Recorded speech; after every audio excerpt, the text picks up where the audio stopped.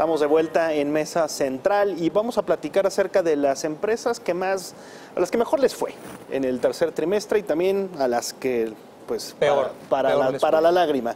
Así ¿Qué te parece, Chucho, si empezamos de una vez hablando acerca de las ganadoras y las perdedoras? ¿Tenemos ahí un gráfico? Sí, tenemos un primer gráfico. Por favor, ahí. Por favor, Aldo, por ahí, mira, un primer gráfico donde vemos el consolidado de los, de los resultados, donde vemos que las empresas, las 35 que integran el principal indicador de la Bolsa Mexicana de Valores, esta vez, tercer trimestre de este año contra el tercer cuarto del año anterior, tiene un crecimiento de casi, aquí estamos hablando de ganadoras y perdedoras, ojalá tengamos el otro gráfico ahí, es un crecimiento consolidado de casi 10% a nivel de ingresos, sí, casi 12% a nivel de flujo operativo o EBITDA, que esto representa la segunda tasa de crecimiento más importante en los últimos 6 años. A ver, entonces pasamos al otro gráfico primero, al segundo.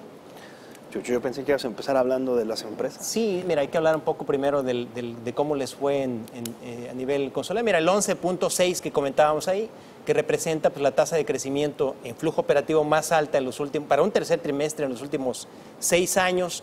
A nivel de utilidad neta, un crecimiento de 17.5%, es decir, fue un trimestre que estuvo prácticamente en línea con el sondeo de expectativas que habíamos trabajado en el financiero. Estamos hablando de estimados de 8 casas de bolsa. ¿Qué factores inciden? Lo comento muy rápido ahí. En este trimestre incidió la actividad de fusiones y adquisiciones, es decir, aquellas empresas que hicieron compras de nuevos negocios. Una base de comparación baja también, porque el año pasado el flujo operativo apenas tuvo un incremento de 3%. El desempeño también positivo del consumo en México y la debilidad del peso frente al dólar, que si bien afecta a las empresas que tienen costos y deuda en dólares, benefició a las empresas exportadoras o que tienen operaciones en monedas duras. Y después veíamos el gráfico de ganadoras y perdedoras, ojalá lo podamos tener ahí, donde vemos a Alpek, a Alfa, ¿no? Alpek y su holding Alfa, entre las, ahora sí que las de mayor crecimiento en flujo operativo. Mira, casi poco más de 87 veces aumenta el flujo operativo de Alpek.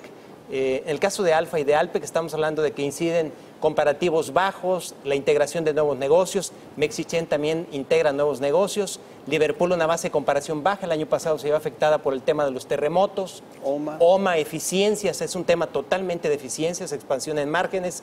Del otro lado, del lado de las perdedoras, vemos a Coca-Cola FEMSA, a Genoma Lab. Esas son afectadas, Gonzalo, por el tema de la depreciación del peso argentino frente al tipo de cambio, ¿no? El tema del tipo de cambio.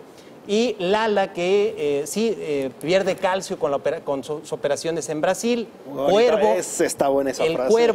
Cuervo le sigue mareando, le sigue embriagando el encarecimiento del precio del agave.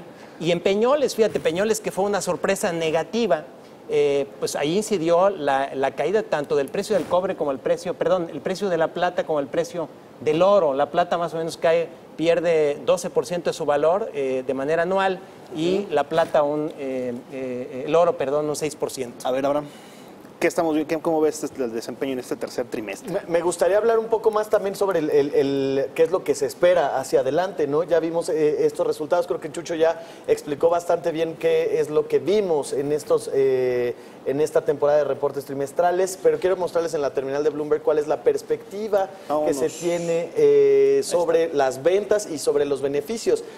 Que en realidad en los beneficios vimos una disminución en este trimestre con respecto es un crecimiento de doble dígito, es tercer trimestre de este año contra tercero. En utilidades. No, utilidad neta también. Utilidad, que es lo que estamos viendo. Bueno, arriba estamos viendo ventas. Este es el consenso de Bloomberg, lo que dice el consenso de Bloomberg y los resultados que se tienen hasta ahorita, que son 33 compañías las que han reportado el IPC.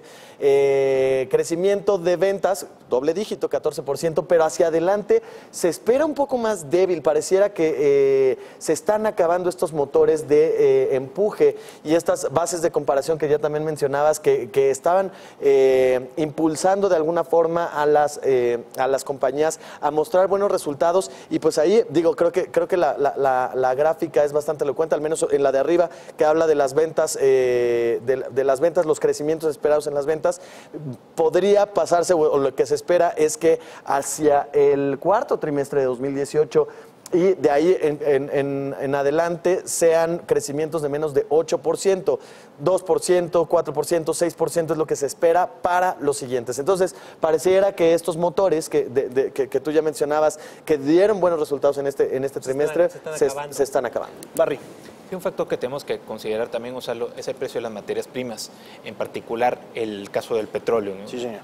Dentro de estas ganadoras que, tal y como comenta Jesús, o sea, destacan dos empresas relacionadas con el sector químico, y una, bueno, es la holding de una de ellas, Alpek y Mexichem, que los impulsaron los márgenes, en el caso de Alpek, los mayores márgenes del PET a nivel global, caso de Mexichem, los mayores precios de los productos químicos.